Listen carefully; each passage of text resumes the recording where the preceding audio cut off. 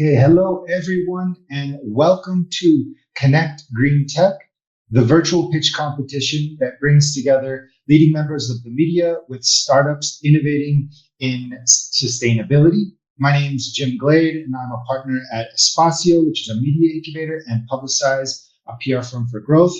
I'd like to give a special thanks to my colleagues Salome, Muriel, and Miguel Alfonso, who helped organize the event on the back end. Thank you very much to them. We're really pleased to be joined today by a host of leading journalists who report in the fields of environment, energy, green tech, startups, AI, and much, much more. We're equally privileged to host 7 fascinating startups offering innovative solutions across the sustainability space as they pitch their ventures to these distinguished media judges.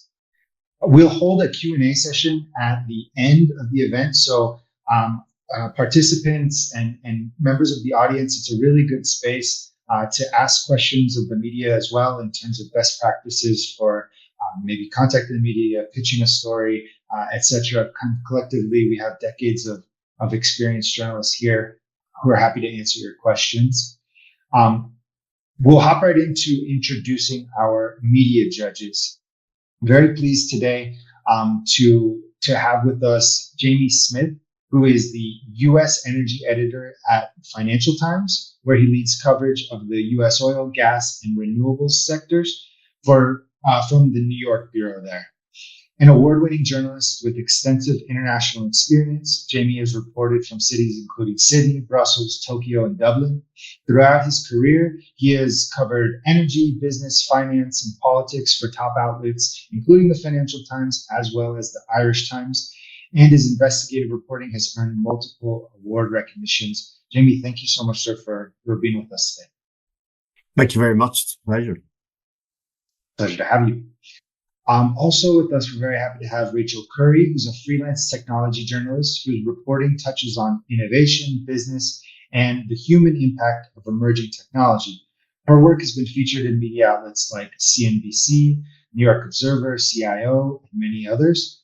With a sharp editorial voice and passion for storytelling, Rachel brings a people-first perspective to emerging technologies. Very happy to have her with us. Rachel, thank you for joining. Thanks so much. It's a pleasure. Also with us today, we have Victor Day, who's a technology analyst and writer who covers AI, data science, the metaverse, startups, cybersecurity, and much more.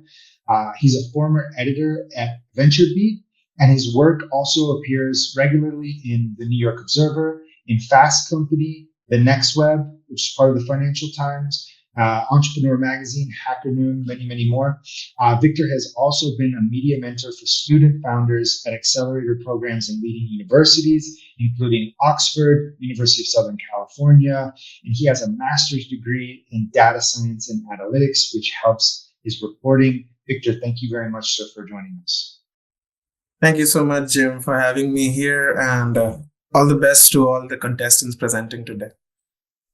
It's our pleasure. Next up, we have Emma Penrod, who's an independent journalist and researcher specializing in sustainability, agriculture, energy, and environmental health. She currently writes for Utility Dive, part of the Industry Guide brand of American business and business to business news publications. Emma has contributed to a range of investigation and research-driven editorial projects for media outlets and organizations including Sierra, High Country News, Newsweek, NBC Universal, The Weather Channel, and many more. Emma, thank you so much as well for joining us today. Thanks for having me. Looking forward to hearing everyone's pitches today. Awesome. Thanks so much. And lastly, we're super pleased and honored to host Asher Umerie, who's a senior editor at Hackernoon, a fast-growing US-based technology news platform that boasts over 4 million monthly readers. He helps edit many of the thousands of expert contributors to Hackernoon and has himself covered news and stories on everything from crypto to AI, video games, startups, and much, much more. So Asher, thanks for being with us as well. Thank you for having me. Excited to see what the startups have to offer us today. Sure. All right, folks, well, we'll hop right into the pitch competition. Again, startups, I will bring you on screen, pass you the presenter role, so you will be able to share a presentation if you'd like. If not, no worries. Each pitch will be around 2 minutes. I will be timing. I'll be sure to give you a 10-second heads up as well. We're a little tight on time thanks to having a good number of startups joining today. So we're really blessed for that. Here to start us off, we have Hari Vasudevan, who is the founder and CEO of Cairo. Hari, give me 1 second, sir. It's not easy to start us off, but I know you're going to go very well. You should be able to share your screen now, so let me know. All right. Do you see my screen? Now we do. Yep, I see the presentation and hear you loud and clear, sir. So whenever You you're can ready. hear me too, right? Yes, sir. All right. Can I get started? Whenever you're ready, I'll start the timer. Let's go. Thank you so much for having me on the panel today. I'm Hari Vasudevan, founder and CEO of Cairo and founder and CEO of Think Power Solutions. I've been in the industry for more than 20 years. I understand the electric utility industry inside out. Today, we're going to talk about AI and the future of storm response. We call this as Uber for storm response. What's the problem, right? 80% of major US outages are caused by weather. And as we all know, it is only intensifying. The weather-related outages is only intensifying. This has a direct impact on the US economy. Tens of billions of dollars are impacted by this. Also has a direct impact on all the ratepayers, which is consumers, everybody on the call. The cost of electricity goes up every single year as an impact of these storm-related costs. What's our solution, right? We have an AI-powered solution, which already has 6 customers. We track storms. We sign up crews from around the country based on where the storm is. We're able to send crews faster, do rapid damage assessment, which helps in optimized restoration plans. This has a direct impact on cost savings, which you'll see on the next slide, and improved grid resiliency. Last year alone, $12.4 billion was spent on storm-related damages. This gets passed on to all of us ratepayers that we pay for the next several decades. Storm brokers and contractors charge 25 to 30% markup for this. Cairo's charges are going to be 10% flat. This results in a direct savings of more than 50% for the utilities, significant revenue for us. If some of these savings are reinvested in the grid, this has a direct impact on improving grid resiliency, which in turn can also reduce future storm damages and hence improve the grid resiliency significantly. Thank you very much. All righty, Hari, thank you so much. Way to start us off, and also under time. So thank you so much for your presentation. We'll begin with questions and feedback from the judges panel. I see Victor's hand raised. We'll start with you, Victor. Yeah, hi, Hari. Great presentation. Just wanted to know a few things about the platform. Like, does it predict storms beforehand through AI? That's my first question. That's my first question. And the second one is like, how are you assessing the area? Are you like plugged into like satellite APIs for real-time information? And also, if you could tell me like what kind of assessment insights do you provide?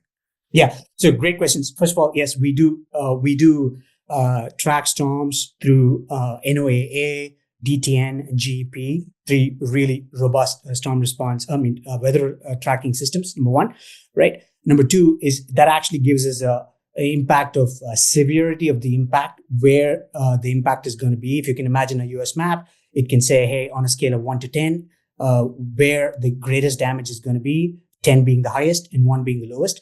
And based on the impact, we mobilize crews. You can mobilize the crews again based on a radius. If you want lots of crews coming in, you can expand the radius. If you want a very compact area from which to mobilize the crews, you can set the radius to, let's say, 50 miles or 100 miles, and the crews can come in. And once they come in, the bigger problem also is regulatory issues, right? You have regulators who really want robust documentation because, all these storm response costs are eventually capitalized by these utilities and passed down to ratepayers, right? Which means all of us pay for decades at a time. So what we're trying to do is to really track assessments as to where the damage really was, what the impact of the damage is, track time, effort, and spent on these restoration efforts, right? And that also reduces the cost that the contractor can charge the utilities, which in turn directly benefits all of us as ratepayers and helps society at large. And the savings, if any of these savings can be reinvested back into the grid, right? The cost of a transmission line is about $4 to $5 million a mile. So $12.4 billion. I understand 100% is not going to be saved. Let's say 100% is saved. You can really build 2,000 miles of transmission lines a year. Even if 25% is saved, you can actually really invest a lot of it back in the grid and improve grid resiliency. It's a huge problem in the country. If you think about it, California, the Southeast, the Gulf Coast, all of us is greatly impacted by this, right? And so this has the potential to improve the quality of life, help the society, and AI to be a positive impact on the society at large, the industry, and the country as a whole. So is the AI only predicting because of the weather models it is connected to, or can it predict itself, the model itself predicts based on the previous old data collected that without relying on the weather models? Great question. So essentially both, right? So you're able to predict the storm. You're also able to predict the impact of the storm and the resources needed by analyzing what the number of crews that the utility had to mobilize for a similar storm from back in the day, right? So it kind of correlates the two and correlates the savings as well going forward. And the other big piece of the puzzle is, at the end of the day, the contractors are there to make money, and we hold them accountable through the system by geofencing where they are, when they can actually charge the utility, and hence the ratepayers, us, right? So it also puts a ironclad hold on when people can charge time, effort, money, and things like that to ratepayers.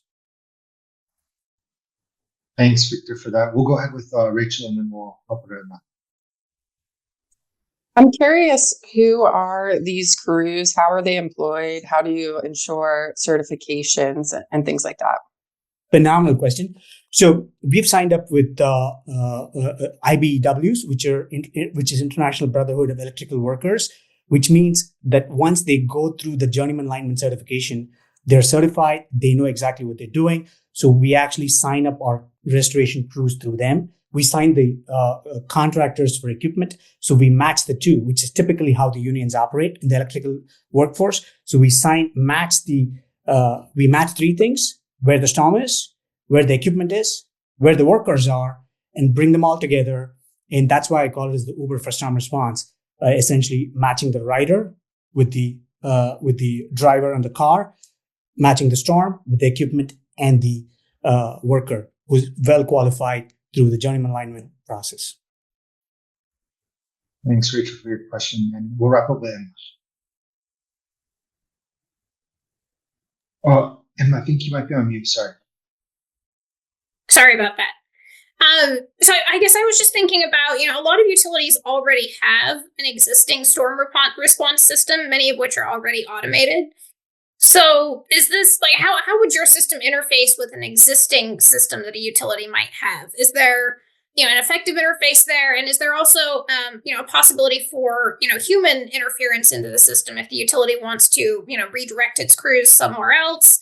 Or, if there was some kind of error or, heaven forbid, a cybersecurity breach? I mean, it seems like just the ability for a platform to send people willy-nilly wherever could be a real problem for utilities. So just wanted to understand a little more how this fits into, a utility's existing tech stacks. Yeah, great question. So I'll go in the reverse order.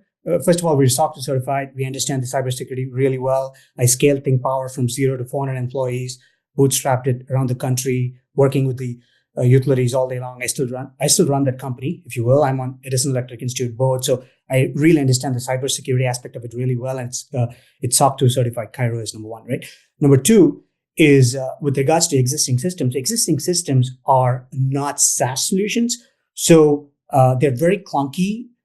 If you really talk to the utilities, the service providers, very deeply dissatisfied rather with the status of the current solution. And it really costs a lot of money to actually implement a system. I'm talking about millions of dollars, right? So Cairo is a pure SaaS platform, if you will, right? So if a utility wants to use it, it's day one. Just download the application, use it. And they do not have to go in and sign up a workforce or contractors or equipment. We do the job for them on the back end. So the cost is spread out, and actually we bear the cost in terms of signing up IBEE linemen, in terms of signing up equipment, signing contractors and things like that. The utility really sign up as for a SaaS solution, if you will, right? That's why we call it as an Uber platform.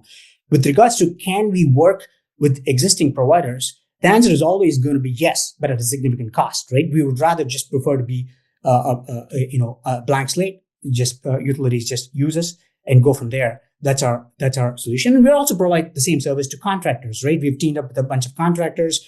They want to use us because it also optimizes their solution in terms of what they can provide to their customers. Faster response times, more efficient invoices getting paid faster, which means lower working capital for the contractors. It makes their business more efficient and serves their customers better. So yes, utilities, we also serve the contractors, which also helps adoption of our services.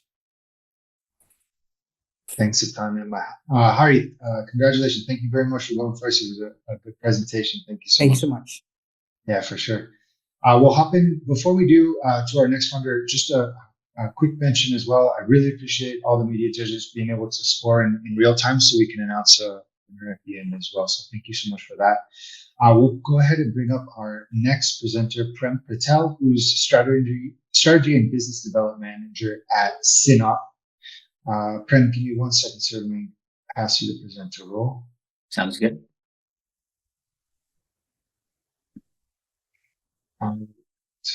Now you should be able to share your screen. All right. Can you see it okay? Yeah, looks good. Awesome. It seems like a lot of people have a good background on energy and utility here as well, so I might change the way I approach this a bit, but we are a energy management software for commercial fleets across all sizes, specifically that are electric. And something we've noticed is, let's say I can't move my screen. There we go. And something we've noticed through connecting with the grid, connecting with the charger, connecting with the vehicles, is that we are seeing aspects of the grid change over time. And we've noticed that the grid is under a lot of pressure. However, I still think it works really well. We never second guess when we flip a switch. We know the light's going to come on most of the time. And so I do think it's doing really well. I think that it's under pressure from just being built many, many years ago. Increased household electricity demands are going up, as Hari was mentioning, extreme weather conditions as well. And then we have this whole AI piece of data centers just plugging and taking so much energy from the grid and really constraining it. And so, what that happens is we see this kind of outages, these brownouts and blackouts that we know are super bad. Everyone knows that blackouts and brownouts are bad as well.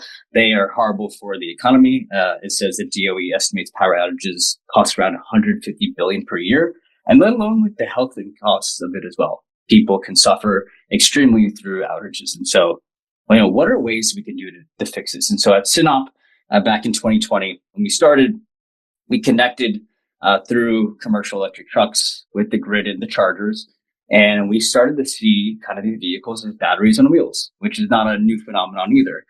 But really starting to focus like, okay, if we have these massive electric trucks that can be filled with energy, why can't we send energy back as well? And that is something called vehicle to grid, which we're doing on top of our operations. And so really leveraging your EVs as what we call virtual power plants, which is a term that we hear a lot of as well, and it can be defined in many ways. But what we have is a virtual power plant. We have these vehicles that are on wheels, and they're full of energy. And so how can we not only fix their operations and manage their operations, making sure they're going on their routes, but then use the energy to send back to the grid? And so this is a real example from the screenshot of our platform where the green is charging and the blue is discharging, sending energy back to the grid. And so what we're doing is we're charging the vehicle for their operations. We're seeing that from 7 a.m. to 9 a.m., which is a peak time for the grid, they need energy. We're sending it back to them. were charging up again as well. And they were sending it back later in the day as well, across at 5 o'clock to 9 o'clock. And so we're finding this way to keep operations going, but also sending energy back. And so there's some good benefits here. One, Synop so far has transacted 78 megawatt hours back to the grid. That's enough to power around 64,000 homes for an hour. So massive amount. But there's also incentive for the fleets as well, which they didn't have with ICE or diesel trucks. Right now, we've done pilot projects that are moving into commercial scale opportunities where fleets are able to actually generate significant revenue from the vehicle to grid. So from the summers between 2021 and 2024, with just 1 to 3 school buses, we were able to transact about 27 megawatt hours back to the grid.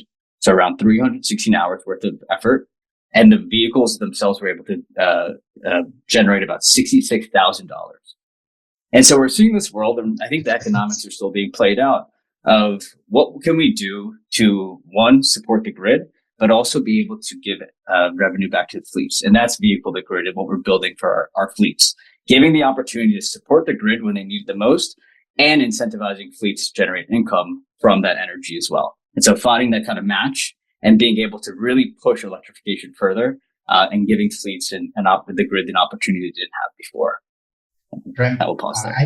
I hate to cut you off. Thank you so much. I know there's a lot of information. It's tough to cram into 2 minutes, but very good presentation. Thank you so much for sharing. I'm already seeing hands go up, so we'll just hop into questions from the media panel. We'll start with you, Asher, if you want to go ahead, sir. Hi, Patel.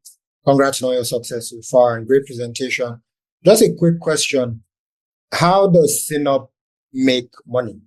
Like Synop itself, because it seems like you're providing value for, like you're a middleman providing value for others, but how does money come into your own pockets?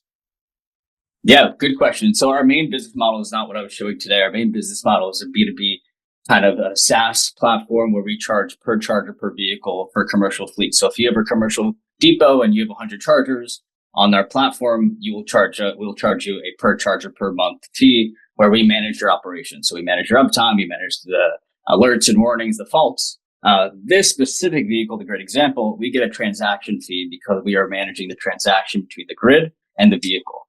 And so we have a larger business at play. However, we found by connecting with the vehicle, connecting with the grid, and connecting with the charger through our normal day-to-day operations of our business, we've been able to do vehicle to grid really well and create a new business model for us as well. And so for the 66,000 you saw, we have a percentage fee that we take off the top, and we expect to do that as vehicle to grid expands. Thanks, Asher. Jamie, yes, sir. Yeah, Prem, thanks very much for that presentation. It's really great.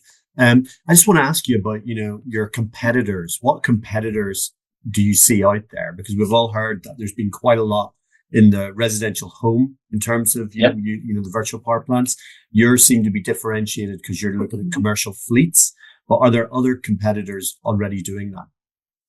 For sure, I think there's a couple answers. There's the folks that say they're doing it, and then how much are they doing of it, and then those that are doing it as well. And so we see a couple competitors out there right now. There's some existing players in the space, one called Umerie. There's another one, Penrod, there's Mobility House as well, and a few others. However, when we actually see energy being pushed through, we're the only ones saying the numbers that we're doing because I think we are the highest amount that we've transacted back, which is 78 megawatt hours. We're also doing this with multiple different OEMs, which has not happened before. And what that means is original equipment manufacturers. So we're doing with multiple chargers and multiple different vehicles as well. And so I think that's completely new. However, there's still competitors out there. I think where we find our advantage is one, being able to push them the most amount out so far. So we're getting those learnings. Two, doing it through different interoperable ways with different chargers and different vehicles. And three, the big one is we don't want to pause our fleet operations to do vehicle to grid. Vehicle to grid is great, but my main priority is making sure your vehicle, the fleet, is operating really well. And so what we've been able to do is marry those two where you can still run your fleet perfectly. And in the meantime, you can pull energy out to sell and energize back your vehicles really quickly. And so the goal is to do that really well. So you're not stealing one for the other, which I think Synop has done really well at as well. Thanks, Jamie. Any other questions for Prem or any feedback as well? All right. Brent, thank you so much. Great presentation. Yeah, thank you, everyone. For sure. Hey, I just want to remind everybody, if it's possible as well, for all the founders who presented, we really appreciate it if you keep your camera on, etc. Just for out of respect for the others that are going to be presenting. Really, we'll go ahead and bring up our third founder. Really pleased to have with us Megan Wood, who's the co-founder and CEO of Raya Power. Megan, give me a second and I'll pass you the presenter role. Awesome. Thank you so much for everyone for being here and the opportunity to present. Great. Okay. Cool. Does that work? Yeah, looks good and we can hear you good. So whenever you're ready, Megan. Okay, awesome. Imagine a world where getting residential solar was as normal as buying a table at IKEA to set up in your home. We're Raya Power, and we're revolutionizing the way people interact with solar to make this vision a reality. While you may think traditional solar has solved this problem, only 3% of US homes have it. The reason is the industry is selling long construction projects with complex permitting, costing upwards of $25,000 or a 25-year lease, to a segment of the population who doesn't think about their electricity bill in the first place. Meanwhile, 40% of US homes are low to moderate income and actually think about their bill daily, but they're largely left out of solutions today from a structural or financial reason. At Raya Power, we're designing for this massive unserved market. We've gotten onto rooftops in Puerto Rico and talked to customers for hours in California, installing iterations of our product while systematically reducing the barriers to adoption today. We've revolutionized the customer experience to make it more like getting an appliance and productizing solar. Our system is renter-friendly with no roof required. It starts at just $2,500 and takes hours to install instead of months. Customers can save over $2,000 a year on their bill. They can purchase it outright, finance the system with $0 upfront, or participate in a philanthropic program if they're low income. Who are we and why should you believe we can make this a reality? So I'm the CEO. I was a consultant at Bain before meeting my co-founder, Nicole, at a friend's wedding while doing my MBA and MS in sustainable energy at Stanford. I couldn't stop talking about how cool solar was, this physical asset that could give you a return better than the stock market if only we had better ways of getting it to people. Nicole started her career as an electrical engineer at Princeton before working on the Mars rover at NASA. While she was there, Hurricane Maria hit Puerto Rico, her home, and she decided to shift her career to focus on solving further resilience there. So that brought her to Stanford to do a master's in product design focused on social impact. We also have an incredible group of advisors from Tesla to First Solar. We've raised a $1 million pre-seed round to get us to a commercial product. We're starting in Central Valley, California and Puerto Rico, where it's really hot and there's high bills, and we're focusing on offsetting air conditioner bills. And we have an incredible group of partners ready to help deploy, finance, and fund our system to get it to the people who need it most. We are Raya Power, and we believe the future is clear, distributed solar within everyone's reach. Welcome to the future of solar. Awesome, Megan. Thank you so much. Very cool founder story as well. Thanks for sharing that. We'll open up for questions for Megan if anybody wants to start us off. Yeah, Rachel. A really interesting concept. My question, I want to hear more about what makes it renter friendly. What potential obstacles could a tenant face when they're communicating with potentially hostile landlords? Yeah, it's a great question. So what makes it renter friendly? First, our solar racking options. We have options for the ground or wall or fence that don't actually require any structural modification. So they're staked or they're ballasted with weights. The connection points don't require any electrical upgrades to your home. So we're focused on basically offsetting your consumption of main appliances. And in that way, you don't need a utility or to impact your breaker panel. So those things make it non-invasive to your home. In terms of a landlord being frustrated by you putting it like in your backyard or on the fence or something, we see it as the same as putting patio furniture up and looking at it that way. One comparable you could look at is the balcony solar market in Germany. They have different laws there, and I can get into the details of that later. I spent sort of like 6 months looking into that. But what has happened there is now landlords aren't allowed to say no. So the government's actually stepped in and made that a law, and they're sort of further along in that transition of how people interact with solar that we just haven't got there yet. Interesting. What about moving? Because renters might be more likely to move in a shorter amount of time. What happens then? Yeah, so we're designing a system that could be installed by me or my co-founder, and she's like 5 foot nothing. So we've made all the panels like small enough that like you could put them in yourself if you had to, which means it fits in a trunk is our goal. So the idea is it's permanent enough to give you daily bill savings versus like a camping setup. So it's not camping. It's permanent enough. It's giving you everyday savings, but removable. So you could move it to your next place. You could also sell it to the next renter. Thanks, Rachel. Emma, if you want to go ahead. Yeah, so these are presumably smaller systems than you'd typically fit on top of a rooftop. About like what percentage of a customer's bill do you think you could typically offset with this being a smaller installation? And I have a ton of other questions too if no one else does.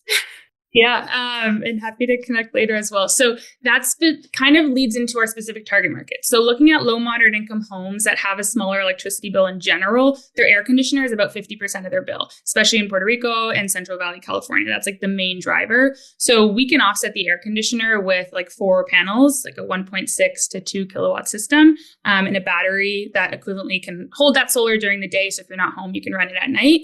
But basically just offsetting that is like 50% of someone's bill. We're not looking at people who can do a full rooftop system because we're probably not going to get the customer satisfaction we want. And they're like, you're offsetting 10% of my bill. And we're like, well, you have a mansion. So yeah, that's the alignment there. I think, Emma, if you want to follow up with any others. Sure. So I think, we have seen in the last year or two, we're seeing quite a lot of financial strife and, even bankruptcies within other solar installer companies. That's been mostly driven by decreases in orders that's related to high interest rates.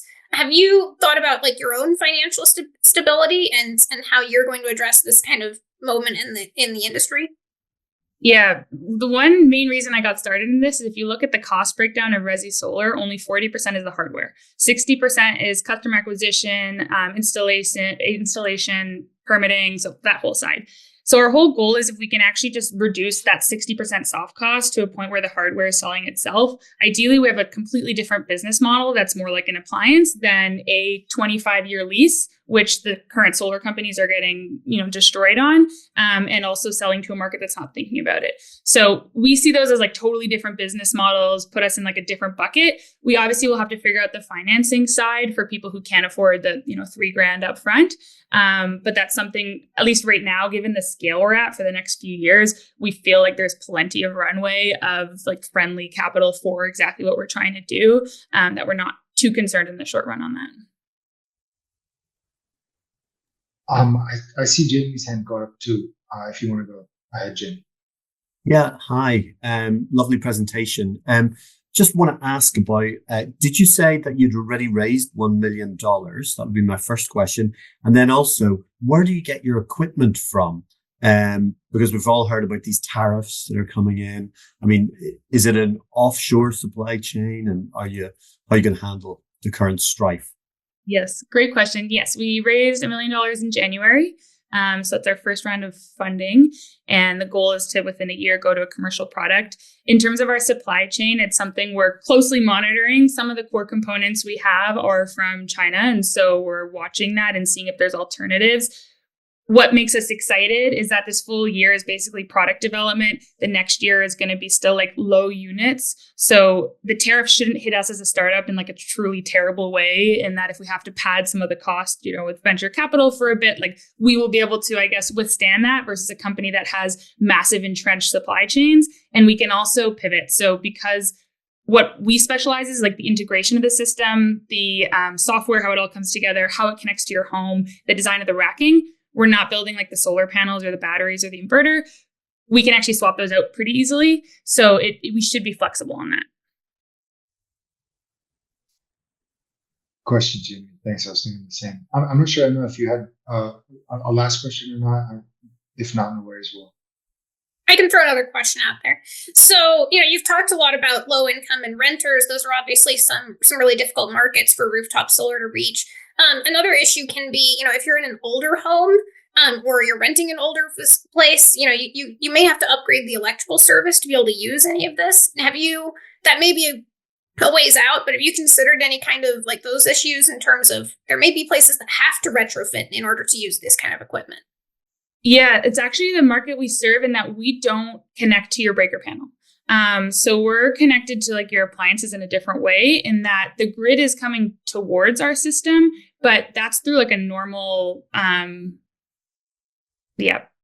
proprietary method at this point. But it doesn't actually add anything to your breaker panel. There's no impact on that. So we meet people where they're at, and if they need to upgrade, we actually can be a solution because we're taking off we're adding capacity to their home by having this battery solar system that can run some of their main loads rather than increasing decreasing the capacity on their system. So you don't interconnect to the grid? No. All right, Megan, thank you so much. Great presentation and best of luck with your building. We'll go ahead and we'll bring up our next presenter. We have Kevin Jones, Chief Product Officer at Catalyst. Kevin, just 1 second, sir. I'll pass you the presenter role.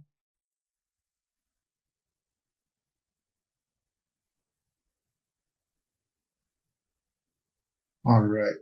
Now you should be able to share your screen, Kevin. Let me know.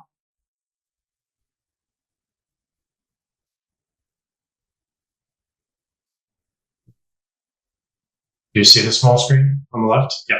Okay. Yeah, now we do. Perfect. Whenever you're ready, we'll start. Hi, everyone. My name is Kevin Jones. I'm from Catalyst. We are an Earth observation solutions provider. Our goal is to simplify access to Earth data. My purpose here today is to give you, the media judges, an understanding of how Catalyst is doing innovative work in the GreenTech space. I'd like to ask the panel here today a question. Do you believe that these critical assets that you're seeing on the screen were designed to resist the increasing risk climate change impact that we are experiencing? Given the age of these assets and the increasing frequency of severe weather events, we're seeing more and more failures. But what if I told you that right now, there are millions of images captured of the Earth on a daily basis that could help address this problem, but only 1% or less of those images are properly analyzed and distilled to turn it into actionable information for those clients.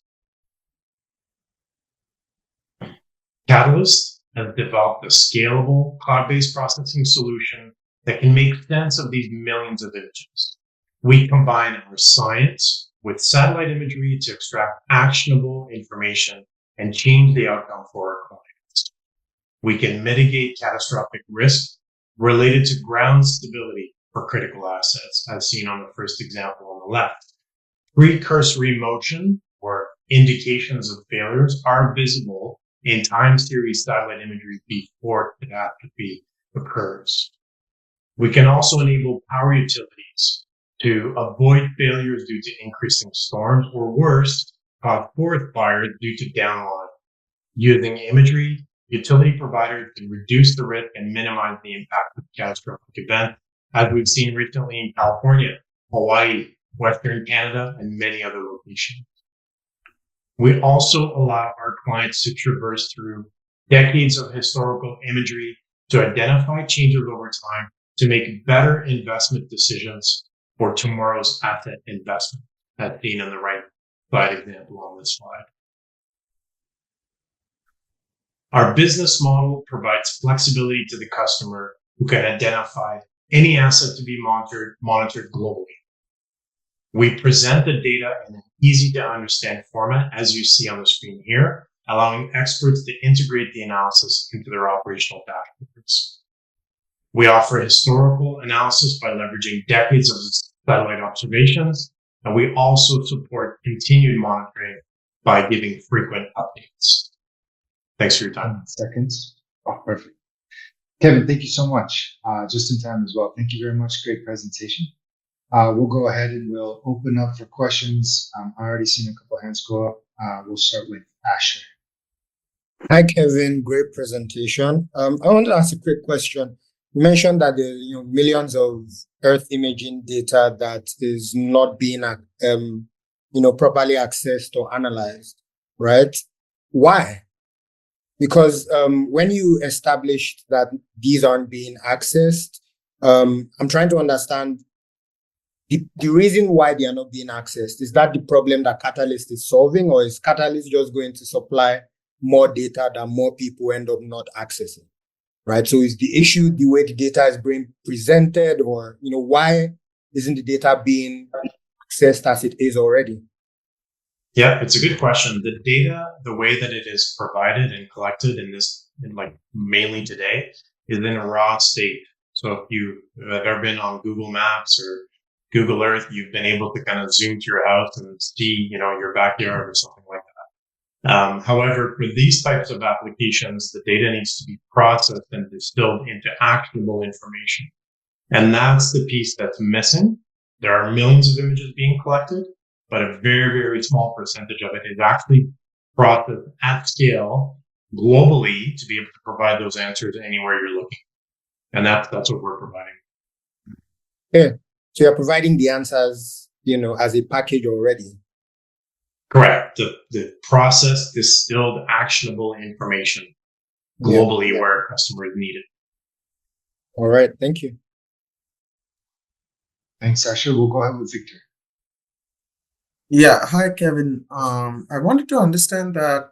So currently, in such type of applications or such use cases the one that you have with Catalyst, there's a real problem of high resolution images from satellite not being possible to capture.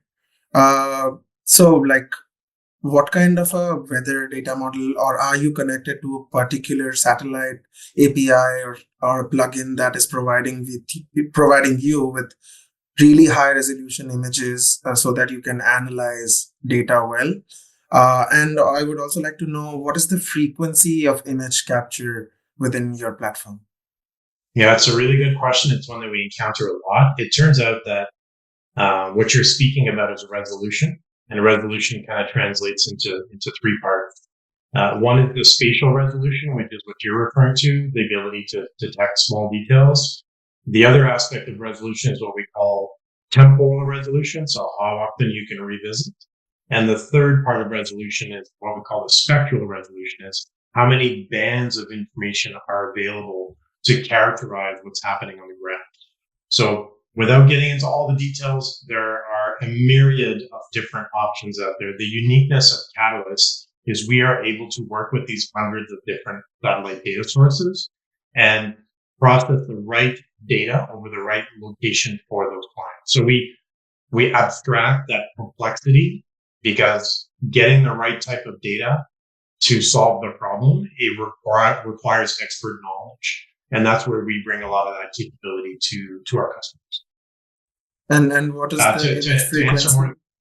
To answer more specifically on your frequency question, satellites in this day and age a satellite can be tasked, collect, and deliver information within hours. Like, that's absolutely possible. There are different types of satellites, some that just collect on a regular basis.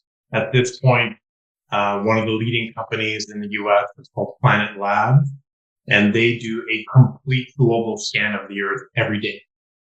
So there is theoretically a view of every place on Earth every day in the absence of cloud. Yeah, but as you mentioned, like cracks, something like a road crack or repair, for that, to solve that or to look into that, you need like really, really high resolution images. Like, I know for a fact that there's one company called Windborne who has these small satellites launch into the air, and they are like monitoring a particular field with like 10 to 20 like weather balloons or weather cameras. So what is the accuracy of the data that you receive through just like analyzing data or like collecting images from multiple sources? Yep. So the ability to detect ground motion, which is what you're referring to, is the surface expression of any kind of potential failure, is down to the millimeter or centimeter level scale using satellite imagery. What's important to note is that most customers are trying to replace in situ observations with satellite imagery, and that is a fallacy. You cannot do that. You cannot ever get the same level of precision on the ground as you would with an instrument with a satellite. However, you can scan massive areas with satellites and uncover all sorts of areas that you may or may not know about. So that's the real benefit. Anybody else for questions for Kevin? Yeah, Emma. So who's your ideal customer and how do you build them? Is this a subscription service? Yes, correct. It's a subscription service over an area of interest. The satellite imagery is typically available in some form over any place on Earth. So we normally start with a historical analysis to give them an idea as to what risks may already be there that they know of or they don't know of. And then we provide them a continuous monitoring service as well. And we give them updates as required, depending on the application. It could be weekly, it could be bi-weekly, monthly, quarterly, etc. Depends on the application. Thanks, Emma.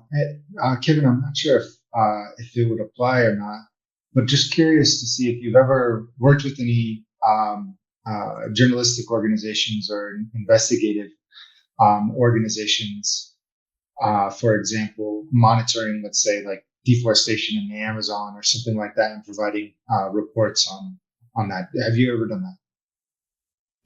We have published a number of case studies, which you can find on our website. It turns out with satellite imagery, what's really neat is you can do retroactive studies. So pick any disaster that you can think of, and chances are there was evidence of it visible in the satellite imagery. I'll give you one example.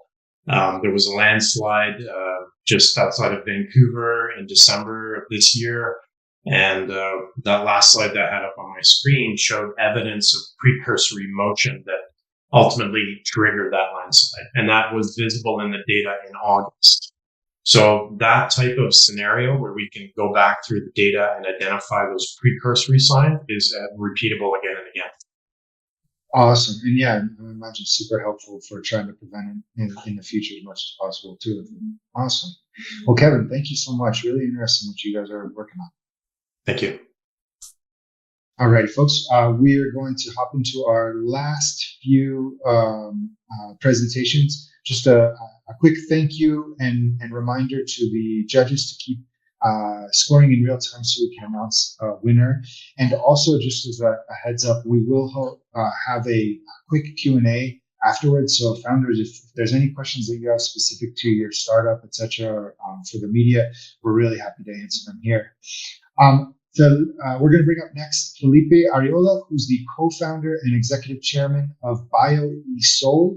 Felipe, give me 1 second. I'll pass you the presenter role.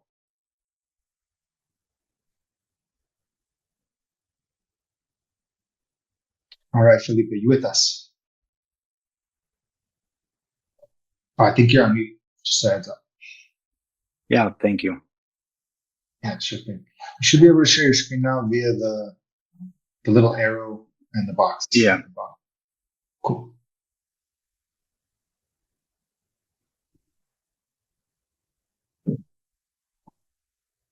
There we go. Now we can see your presentation. I think whenever you're ready, we should be good to go to start the timer. Okay, you are seeing my screen, right? Yeah, now we're seeing your screen. Excellent. Okay, thank you. So, thank you all for having me. So I am Felipe Ariola, co-founder and executive chairman of BioESol. So we help SMBs to secure their energy supply and reduce energy costs with an all-in-one solution that integrates generation, storage, and smart energy management.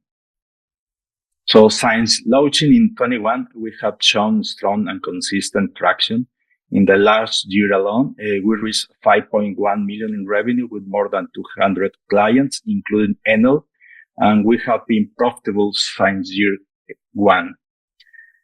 We are proven climate tech founders with a deep experience in the energy as a service model and successful exit.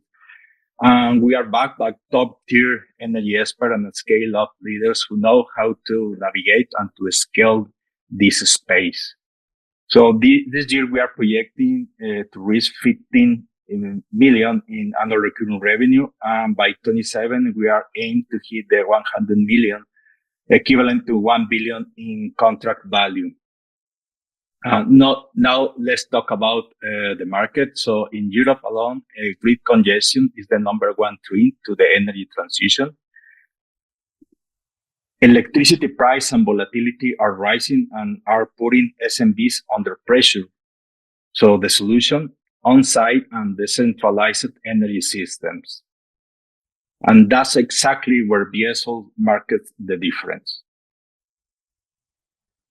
We operate under two revenue streams: software as a service, one-time project sales, and our energy as a service solution, and all in one model which remove upfront barriers from customers that includes energy generation, energy storage, the management of the whole energy cycle, and the embedded financial solution. Our platform is not off the shelf. So unlike most players focus on the residential sector using a standard battery system, our solution is fully tailored for SMBs, combining AI, EMS, and embedded financial solution. So this gives us a clear competitive edge, proprietary tech, market focus, and a scalable business model.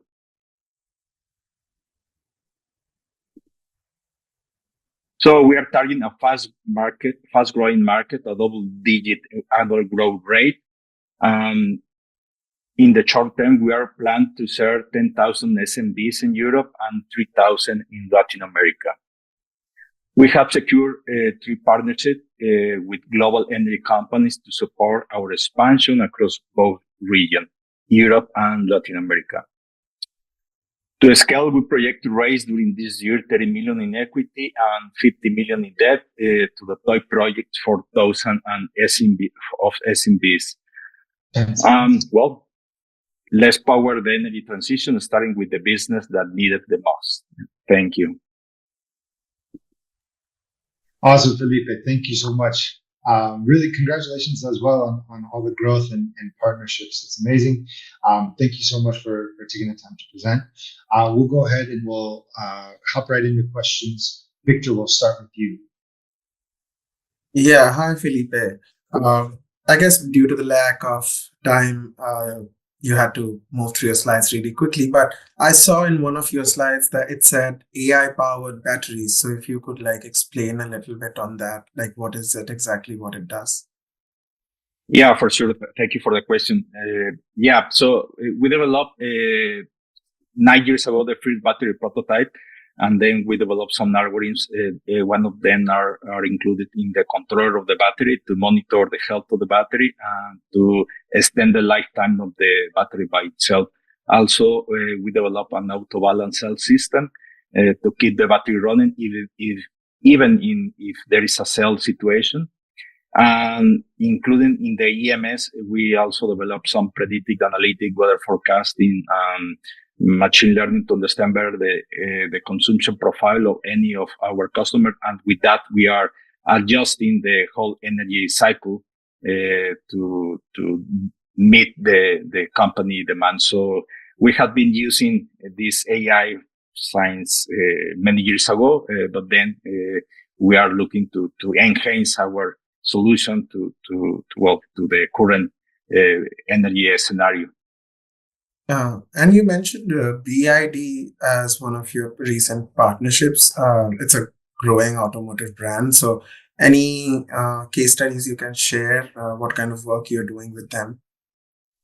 Yeah, well, so this starts with our partnership with Enel. Enel is the second largest energy company in the world.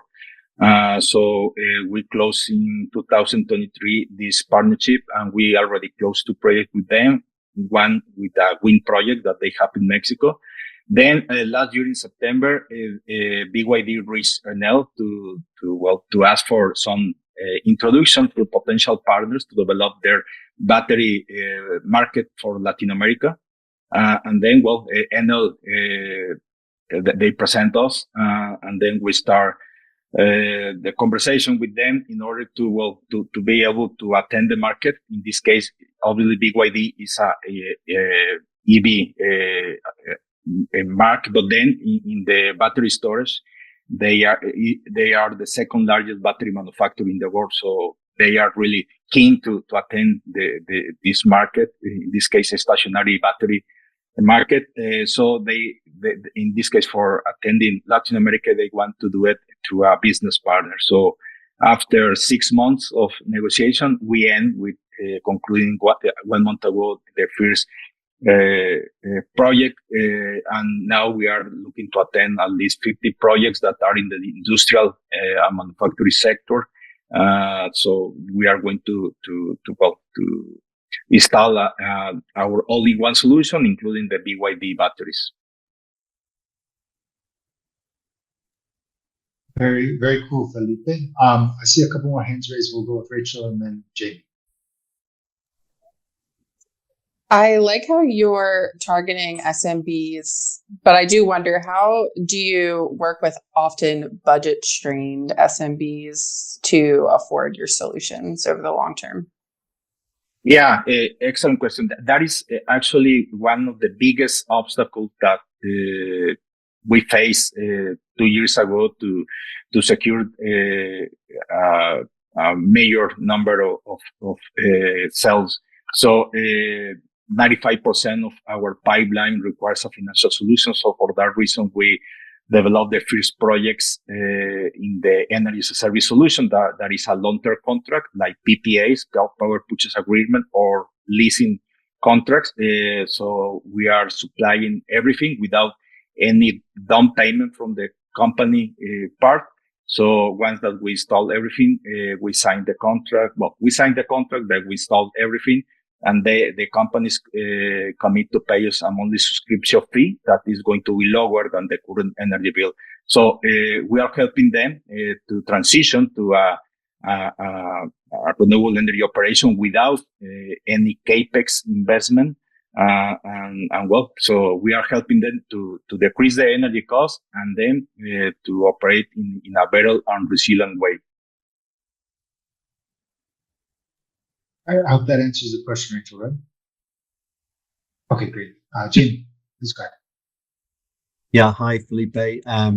Yeah, you're obviously quite an established company compared to some of the others here, but that deal with Enel, how important is that for the company? And is there any exclusivity? Does it prevent you from working with other companies, or are you free to work with others?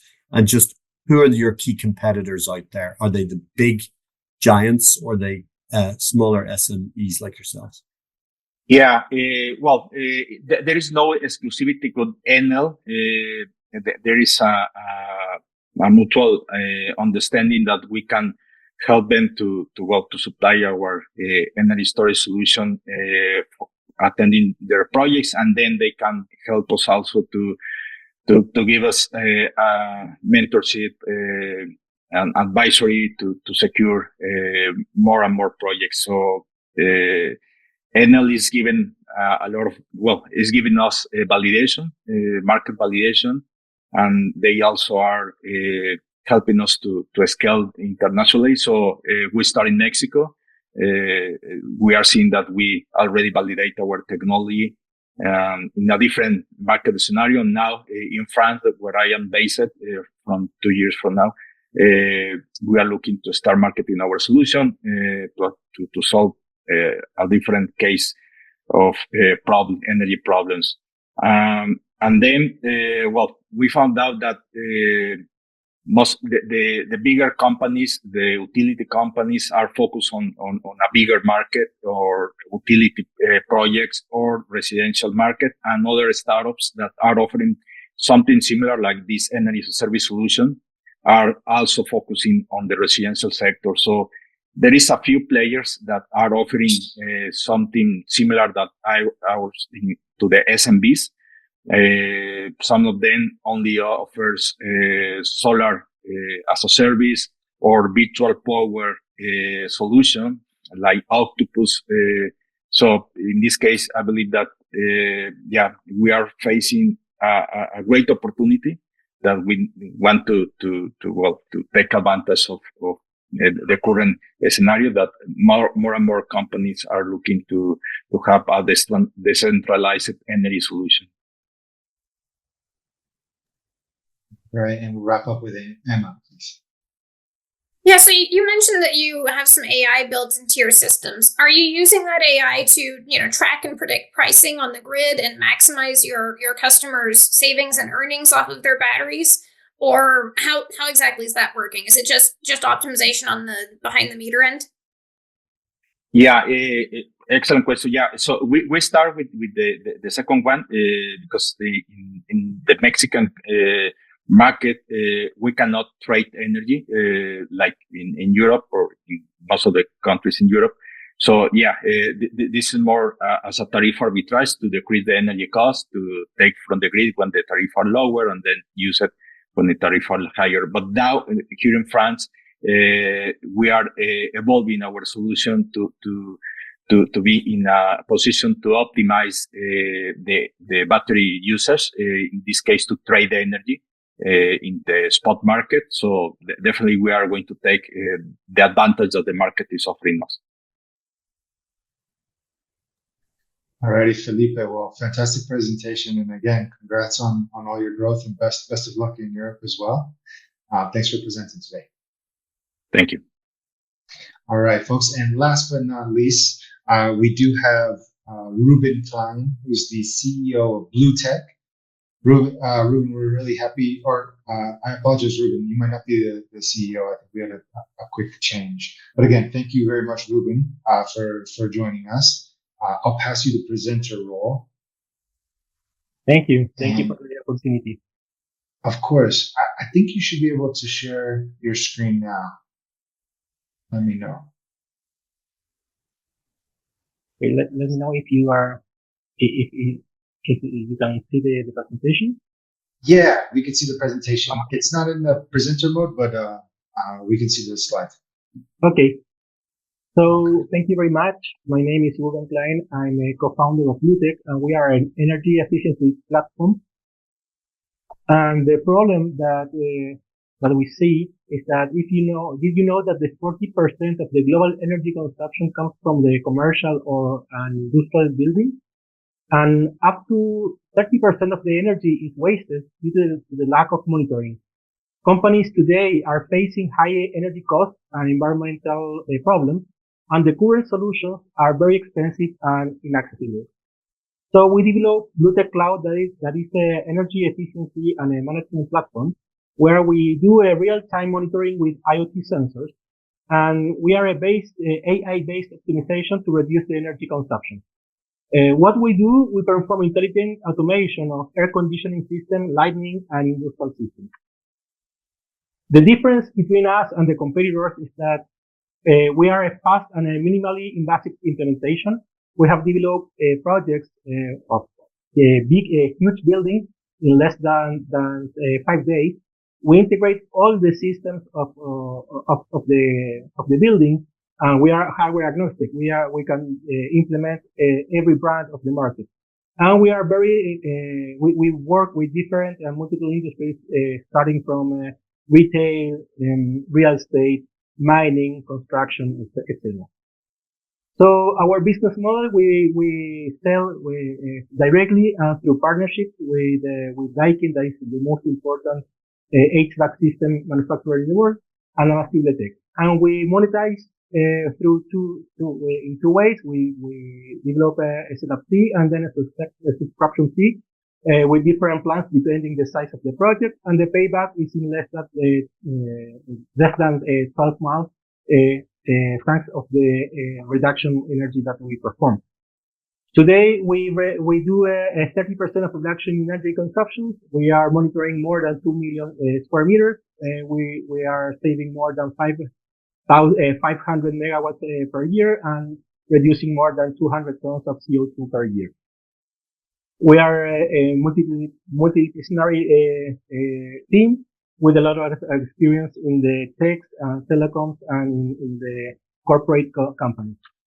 So let's talk. We love to talk about our future. Thank you very much. Excellent, Ruben. Thank you so much. Just under time as well. Great presentation. We'll open up for initial questions from the panel as well for Ruben. Emma, please go ahead. Great. Thanks for the presentation. So, you mentioned the monitoring that you can do. Is this are we talking mostly about like office buildings, or what's just how broad is your platform? Could this be used to monitor energy use in manufacturing systems and, you know, even like specialized equipment? Like I'm thinking like, you know, dryers or you know, things that get used in manufactories that use a lot of energy.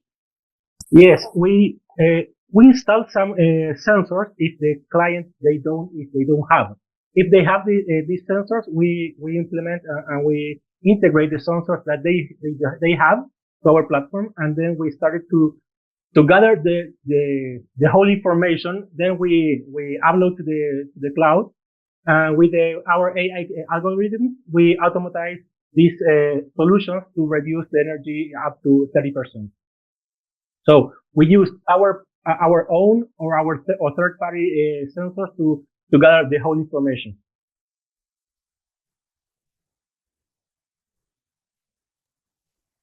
We'll go ahead with Rachel. I'm actually working on a story about this kind of technology right now, so it's top of mind for me. You mentioned your competitors are often cost prohibitive. What differentiates you to cost less? Yes, it's a good question. Today, our competitors are huge companies like Schneider Electric, Rain, Phaser, and we compare, or the clients compare us with a BMS, a building management system. But we are very, very light. Today, we develop the projects, and our technology is everything based in wireless technology.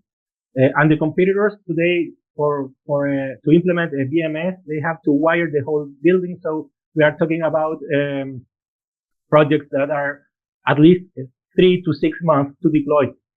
We can deploy the project in less than 10 days in a very huge building. For instance, we are working with Yoki Plaza in Peru.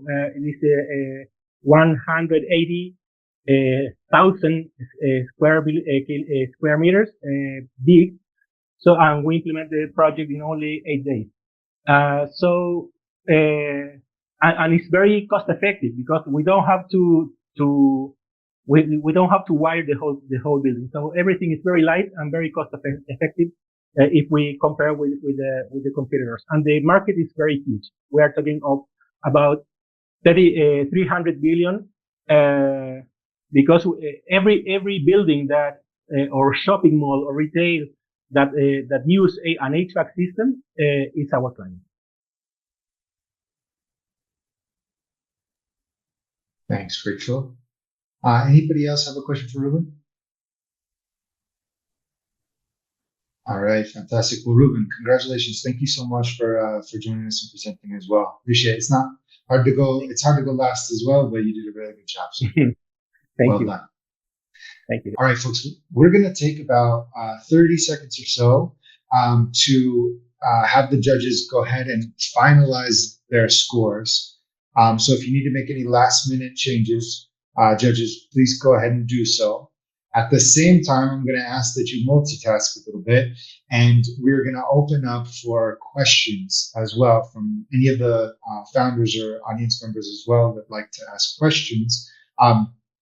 This is a really good time, like I mentioned, if you have specific questions about pitching your startup or what makes a story newsworthy, etc. This is a really good time to ask. So I'll start us off just in the spirit of getting. Oh, actually, I'll let Megan start us off. I think it'd be great to hear from you, Megan. So go ahead. Okay, you can go ahead if you want, but the main question I have is, as a new startup, we're just starting to think through our public image of ourselves and what we want to put out into the world and how we do that in a really good way. What is the best way you all like being engaged? Like, what's the best way to connect to the media and get a story written about you at some point? How do you go about doing that? Like, it's a world I don't really know well at all. So just any tips on how you start those relationships, how you build them over time, and how you can like use them strategically to help grow your business.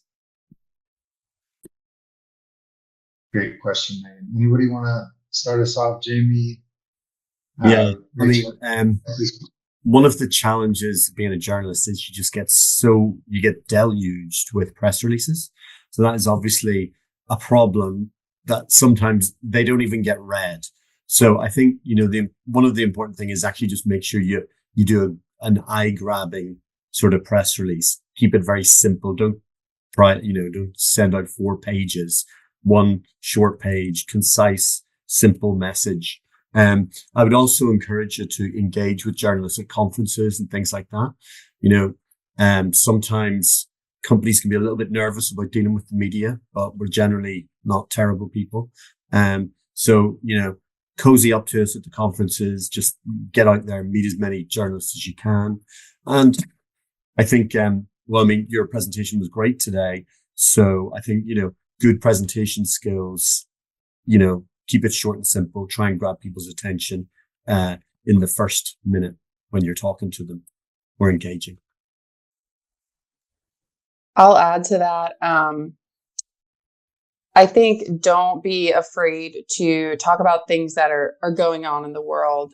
We're not always going to want to talk to you solely because of the company you have or the product or service you provide. Getting your name out there as a subject matter expert for any number of angles is going to be really helpful. So identifying some key threads of current events that you or your team members are open to talking about would be really great. And I would add to that, think about how you can be useful to me as a reporter. That may sound kind of weird, but I have a job to do, to write stories, to get information to my readers. And the more you can be useful to me in the sense of like, if I'm like a winning pitch that I just had in my email this week, I'm working on a lot of stories about tariffs right now. I'm sure no journalist anywhere is working on stories about tariffs. So if I get an email like I did on Monday from a PR person who's saying, do you need interviews about how tariffs are impacting X, Y, and Z? I can line them up for you. And I was like, yes, I need those interviews. Sold. Versus, where if I get, like, sometimes I will cover a press release if someone sends me a press release and they're like, hey, we just landed a big deal or we have this cool news event. Like, that's great, but that's much less likely to get you coverage than if I get something that's like plugging into a story that I'm already working on. So yeah, like Rachel was saying, think about, what's going on in the world, think about what you know about what's going on in the world, and then, think about how you can be of service to a journalist rather than just being like, oh, pick me, write my story. That's not always not gonna happen as often. All super, super helpful. And it sounds like for that last one, maybe then like picking a few journalists who are writing about things in your space and following what they're writing about so that you can, have a better hit rate at that. Oh, absolutely. I can't tell you how many emails I get that it's like somebody is pitching me, we're a startup that does silk screening of t-shirts. And I'm like, wow, I will never in 100 million years cover a story about silk screening of t-shirts. There might be other journalists who do, but I won't. So don't waste your time on that. That'll get deleted instantly. Perfect. Thank you all so much. Thanks, Megan. Great question starts off. I saw Harry's hand up too. I'm not sure if your question got answered though, Harry. No, I was just going to tell, Megan, my experience over the last 10, 12 years running a couple of companies is, hire publicize, right? Hire publicize. They'll get you in front of these guys. So I think that's a good, effective use of your time. And you can only focus on what makes your company better. So. No, thanks. Thanks for that. I would say really quickly, because Megan, you kind of touched on it with your, or actually, I think Emma touched on it in her answer to your question. I think a lot of times, and I always tell founders like, hey, definitely, communications and PR is something that a founder can absolutely do on their own as well. It's kind of more of a question of time trade-off. But I think a lot of founders kind of approach it in this really kind of like black box way, where they might treat all media the same. And I think Emma had mentioned the screen print example. I'm wondering if you guys can talk a little bit about, for example, in a Financial Times story, what are those key data points that you're always going to need to include, Jamie, in a piece that may be more they might be along more of the business side of things versus maybe a Rachel. You had mentioned that you take kind of a really kind of like a people centered approach, and maybe there's a founder story or something behind that, or an impact on people that you look for. How can you tell us what you guys look for in a story, and then maybe even go further to say, what are the best ways to identify that if you're somebody outside looking in and trying to research a reporter? It's a bit of a long question. Well, okay, from the Financial Times perspective, it's really tricky to get into the Financial Times. We only publish a small number of stories every day, and we tend to focus on the really big multinational types, which is a shame because there's so many great founder stories out there. The problem is for us is judging which one is going to fly and which one isn't. It's really difficult, and you have to spend quite a bit of time to be selective and make sure that you're not writing about a company that's about to go bust the next week and completely trash your reputation.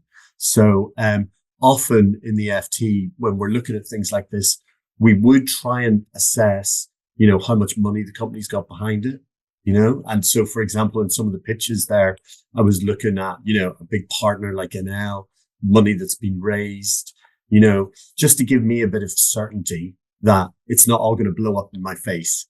But apart from that, obviously you're looking at originality, and you're looking at, what is really unique and different about this company or this founder and how they've got to where they are. And just some of the best stories are those, really great sort of foundation stories of companies. It's hard to tell sometimes at the early stages, but originality is always the key, I think, to make it work. Yeah, you don't want to be betting on a Theranos too early. Exactly. For someone like myself, I'm a freelance reporter. So the work I'm doing for CNBC varies from the work that I'm doing for Observer, which then varies from the work that I'm doing for my own newsletter. I actually received a pitch from a publicist today. Not only were they responding to my call for a source for a particular story, they were also providing me with story ideas for another outlet that I write for the future. And honestly, I took them up on both offers because I killed two birds with one stone there. But yeah, it really depends on, the reporter, the outlet that they're writing for, maybe the outlets that they're writing for. For me personally, I'm always looking at the cultural and societal implications that go beyond the technology, but that really might vary depending on who you're talking to. So just getting a little bit of the pulse of who you're targeting.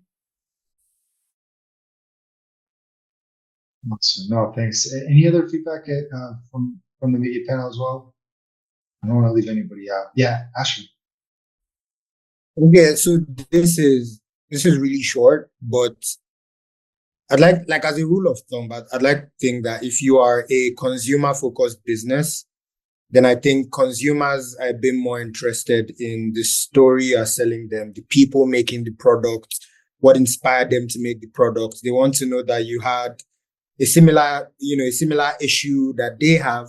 But I think that for B2B cases, they're much more interested in the technical aspects of the product. They want to be sure that your tech is sound, but people don't really care, what it takes you to get from point A to B. They just want to say, you had a problem like mine. This is how you're solving it. I like the way you sound. I like the experiences you've had. I align with them. So I think I'm going to, buy into what you're selling me. So I just think if it's a consumer focused product, focus a bit more on the lore, of the product itself and if it's business facing, focus a bit more on the technical aspects of the product. Awesome. Yeah. Thanks, Sasha. We'll go with Emma and then Kevin. So yeah, I was actually going to say something similar, but if you're trying to get into utility dive, or I write for a lot of other publications that are also very similar kind of niche industry publications. For all of those, focus on the human element if you're pitching like a CNBC. don't focus on that if you're pitching utility dive. I want to know, like, the only thing I care about is how will this impact utilities, right? So another common one, I get pitches all the time. This is going to affect ratepayers in Florida. Well, that's great, but utility dive doesn't write for ratepayers in Florida. Utility dive writes for the utilities. They already know what the rates are doing. They set the rates. So, just think like nuanced about that. The other thing I would say is speed is everything. This is probably true for a lot of reporters, but this is especially true for utility dive. Pretty much all my deadlines are less than 24 hours for them. So if you're looking to land an interview, do not email me and then be like, oh, it's going to take 2 weeks to set up the interview. That'll instantly kill the interview. I don't have 2 weeks to wait. So, if you tell a reporter I have an interview on offer, be ready to set that interview up probably next day. If not next day, the day of, within 24 hours. And especially do not send me, this is someone I just had recently. Don't send me a press release about a new product or a, funding deal or anything like that. And then tell me, oh, we can't do an interview because of the intellectual property issues. Okay, don't announce it until you're ready to talk about it publicly, okay? Because then that just irks me to no end, and now I never want to talk to that company again because they just burned me because I lost a story for that. That's a freelance issue too, but that cost me several $100s that I had already sold the story, was ready to roll on, and then, oh, by the way, we can't talk to you because we didn't resolve the IP issues. Resolve that before you send the press release. Right. For sure. Thank you. Thanks for sharing that. I'm sure it's one of a million headaches daily for sure. Kevin, if you want to go ahead with it. Sure. So Harry mentioned hire a publicist, which is great. If you've got the money for that, and that's not something that I haven't had experience with, but I guess I would ask the panelists first of all, great to have this exposure to you all today to be able to kind of pitch this. But outside of hiring a publicist, how would you recommend founders like ourselves and curate a suitable list of people to get in touch with? How would you start? How would you curate that list? Good question. Anybody want to? I'll tackle that one. Mm-hmm. If you're not ready to hire a PR company, identify someone on your team who can carry the torch for that. Because it's just going to get really messy if a lot of different people are trying to do this. Especially if, 2 different people are emailing the same reporter. That's going to be really confusing. You need to find the publications, maybe start with your dream publication. Go to the verticals that you think would be of value, and not just the main ones. For example, I write for CNBC's Technology Executive Council, which might not show up under their main technology vertical. So identify the reporters who are writing these stories, maybe the editors who are working on these beats, and touch base with them, and go from your dream publication to maybe maybe more niche industry publications as well further down the line. I would say also don't be afraid to target smaller growing publications, because that's something that's really a big theme in journalism right now. A lot of freelance reporters, a lot of laid off staff writers are starting their own publications or outlets, and they can garner a lot of traction as well. And in terms of the reach out, the mechanics of it, I don't know honestly where to go. I mean, at the time, Twitter was where all the journalists hung out. I don't know if they still hang out there or not. Is it LinkedIn? Is it email? Finding emails is hard. How would you recommend? I think it's largely going to be email, but you can find where reporters live online, see if they're active. Honestly, you have to turn into a little bit of a reporter yourself, I guess, for a little bit there. But I'm really active on LinkedIn, so I'm probably going to, if you see that my last post was 8 months ago, you wouldn't want to message someone on LinkedIn. I never check Twitter, and that's pretty obvious if you go to my account. But if someone makes it really hard to find their email online, maybe that's not the best way to contact them. Emma, if you want to add to that. Oh, I think you're on mute. So something you can do that would probably cost you just a couple of bucks.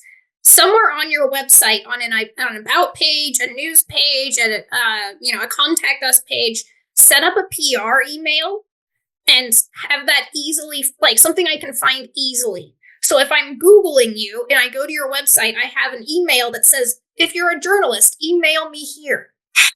And then, make sure someone obviously checks that inbox. But, I can't tell you how many times I've wanted to interview a company and I couldn't find how to contact them. I'm like, why are you making this difficult? I want to interview you. I want to talk to you, and I can't find a way to get in touch with you. So just that's going to be a few bucks for free, Awesome, guys. Hey, really quickly, I just wanted to add Kevin as well, because you had mentioned a little bit about hey, how do I go about finding the right journalists and contacting them, etc. I think when Jamie mentioned, like, let's say, okay, now you have this press release, you understand what your announcement is, you already know what you're trying to announce. What I would do is a real quick Google News search of your competitors, and from there you can understand people that have covered similar types of companies before. You should be careful to separate those from, like, for example, a publication like Utility Drive, who may cover that beat quite a lot, versus another publication like a Bloomberg or a TechCrunch, where maybe they were just covering that startup because that startup raised a ton of money. So you can kind of sift the people out from that and get a good list together of journalists to reach out to. And that's where I would start, for sure. Guys, I want to be really careful with time, just because we're almost to the end, and we don't want to keep anybody over the time they've already given us so much of their time. So we're going to go ahead and we will announce the winners. I'll go ahead and announce the third, second, and first place winners. If everybody would indulge a little bit, please unmute, and we'll give a round of applause to these presenters as well. It's not easy to come up and present in front of a media panel. Everybody did a really great job today. So in third place, we have Hari from Cairo and Prem from Sinop in a tie for third place. So congratulations, both gentlemen. Great job.